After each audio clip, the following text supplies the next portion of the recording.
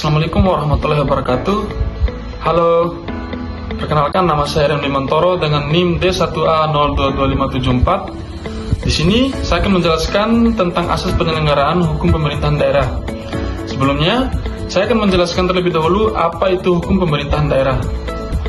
Hukum pemerintahan daerah ialah sekumpulan hukum untuk menyelenggarakan urusan pemerintahan oleh pemerintahan daerah atau Dewan Perwakilan Rakyat Daerah menurut asas otonomi dan tugas pembantuan. Sedangkan otonomi daerah adalah sebuah hak dan wewenang untuk mengatur serta mengurus sendiri urusan pemerintahan dan kepentingan masyarakat daerah setempat sesuai dalam perundang-undangan dalam sistem Negara Kesatuan Republik Indonesia sebagaimana diatur dalam Undang-Undang Nomor 32 Tahun 2004 dan Undang-Undang Nomor 23 Tahun 2014.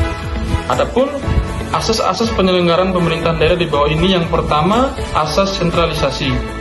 Asas sentralisasi adalah sistem pemerintahan di mana segala kekuasaan dipusatkan di pemerintahan pusat. Daerah hanya melaksanakan kehendak atau kebijaksanaan dari pemerintahan pusat. Tujuan dari asas sentralisasi ini adalah untuk bisa mencegah setiap daerah menjadi mandiri yang berpotensi pada konflik kepentingan atau bahkan memisahkan diri. Yang kedua, asas desentralisasi.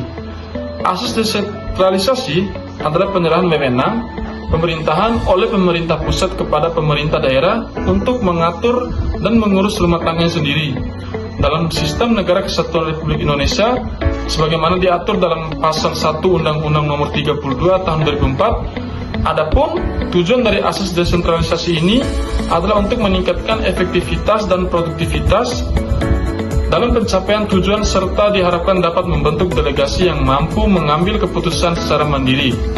Kelebihan dari asas ini ialah meringankan pemerintah pusat dalam mengambil kebijaksanaan yang bersifat kedaerahan dan penanganan terhadap suatu masalah.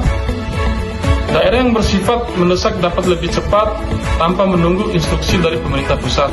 Sedangkan kelemahan asas ini ialah menimbulkan ketimpangan pertumbuhan dan perkembangan di antara masing-masing daerah serta memungkinkan terjadi perselisihan hubungan antara pemerintah pusat dan pemerintahan daerah. Yang ketiga, asas dekonsentrasi. Asas dekonsentrasi adalah pelimpahan sebagian urusan pemerintahan yang menjadi kewenangan pemerintah pusat kepada gubernur atau wakil pemerintah pusat, kepada instansi vertikal di wilayah tertentu atau kepada gubernur dan bupati atau wali kota sebagai penanggung jawab urusan pemerintahan umum sesuai dengan pasal 1 angka 9 Undang-Undang Nomor 23 Tahun 2014 dan Undang-Undang Nomor 1 Tahun 2022. Selain itu, asas dekonsentrasi dapat pula diartikan sebagai pendelegasian wewenang pusat kepada daerah yang sifatnya menjalankan peraturan dan keputusan pusat lainnya yang tidak berbentuk peraturan, yang tidak dapat berprakarsa menciptakan peraturan atau membuat keputusan bentuk lainnya untuk dilakukan sendiri. Nah, yang terakhir, tugas pembantuan.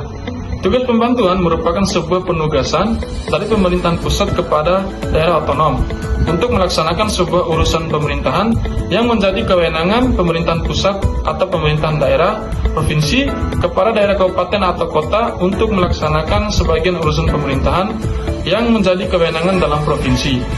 Adapun tujuan dari asas ini agar memperlancar pelaksanaan tugas dan penyelesaian permasalahan serta membantu pengembangan pembangunan bagi daerah dan desa. Sekian penjelasan materi dari saya. Wassalamualaikum warahmatullahi wabarakatuh.